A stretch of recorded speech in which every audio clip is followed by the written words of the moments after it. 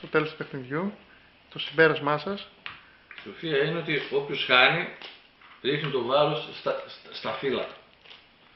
Είναι νόμος αυτός. Η απάντησή σου, Χρήστο. Μείον 10.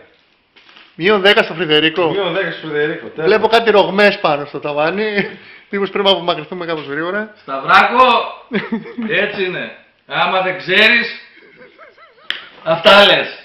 Να σου εδώ να βλέπεις. Τα φύλλα του φταίγανε. Δύο φορές συνεχόμενα είναι υπερβολικές. Άσε εδώ, Είναι υπερβολικές. Μία φορά το δεχτώ, αλλά όχι τα δύο τελευταία παιχνίδια. Έριξες εδώ. Τι? Σταυράκο, ο Νιουμπάς άφησε εδώ το supply μόνο του το έφαγα. Δυο Ρώσοι στρατηγοί εδώ γυρίσανε. Έμονε μεγάλη δουλειά έκανες να πούμε, δεν είναι ότι το απλά ήταν εκεί που το έφαγες. Συγχαρητήρια, αυτό τον έλεγχο θα σου βάλουμε ένα 10. Ναι. Δεν είδαμε ένα απλά και το έφαγες. Μπράβο. Αλλά είπαμε. Και γι' αυτό ας πούμε. Πούμε. Θα το ανεβάσει όλο. Θα το ανεβάσω.